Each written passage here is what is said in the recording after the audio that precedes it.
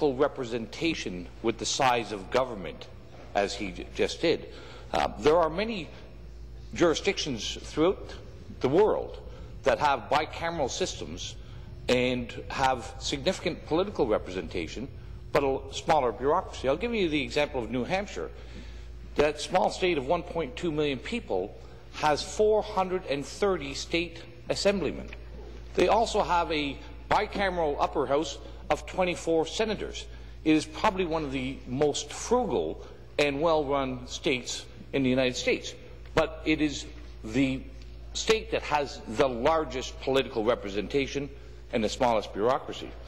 I also want to refer to the member from Trinity Spadina. I believe a couple of factual errors. He said that the only thing the Senate can do is delay bills. Well, that's not quite true. They can offer up amendments to bills initiated in the House of Commons. They can also advance their own Senate bills. Where they're restricted to or from is on bills of supply and taxation. So that's, and rightly, that belongs with a House that is elected by people. The whole concept of the Westminster system is a bicameral system, and it provides for that election by popular vote. It also, that upper house is there to provide some balance and some representation for regional, a voice, an effective representation.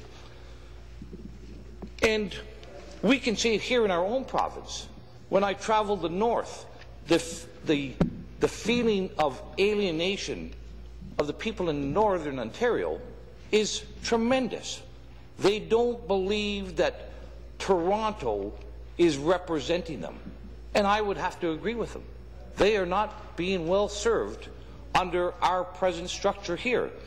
Any government can have a majority with only representing Southern Ontario. Right? And that's what we often have right now. And we have laws then that come out and pander to their base, forgetting the other people in this province, the people of rural and northern Ontario. I agree the federal Senate has not been effective. I also believe that the reason why it has not been effective is because it is not legitimate with appointments. We have seen the case in Australia where their Senate now is a strong check and balance, and effective representation by region and by population. We can do that here as well. We can actually, and I believe every member here has come to Queen's Park because they want to make our province and our country a better place. Now, we can stand around and debate pit bull bans or light bulb bans, but here we have an opportunity to make a difference. We have an opportunity to help make a change that will better our country. These opportunities don't come up every day. These are opportunities that we should take advantage of.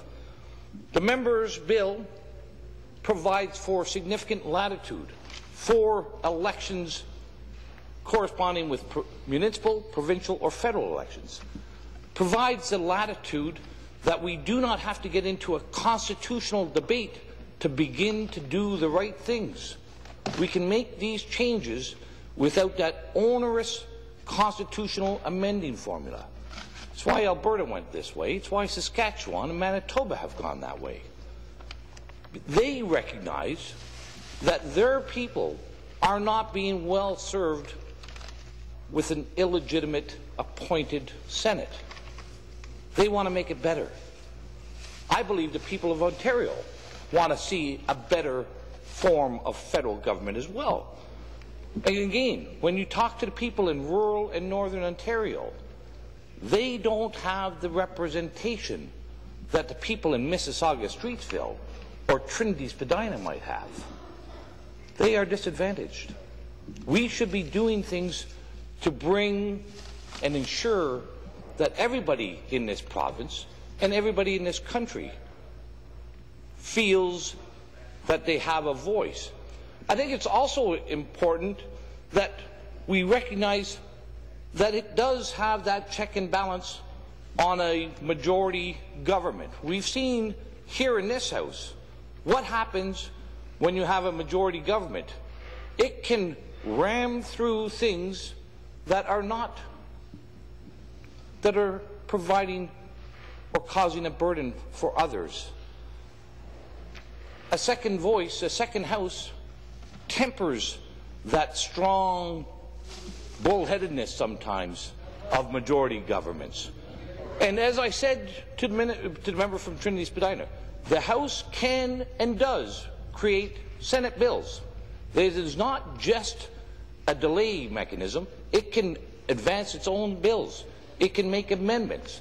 And it also can provide, and does sometimes provide, good committee work traveling across the country. We can make our democracy better, or we can choose to accept the status quo, or we can hope that the inevitable or the impossible will never come. The member from Mississauga-Streetsville says he wants to abolish it. You need to have full consent. He wants to have his whole perfect loaf and won't accept an improvement on the system that we have today. Let's improve what we have. Let's make it better. I believe that that second House is an important aspect of our Westminster parliamentary system, that indeed our system cannot fully represent the people of this country unless there is that second House. Let's legitimize that House. Let's vote in favour of the member from Leeds and Grenville, that bill. It's an important first step. And I do hope and trust that each member in this House will vote by their conscience and that they have not been whipped, and recognize that our own authority here is what we're looking to ensure happens in the Federal Senate, an election of representatives. Thank you.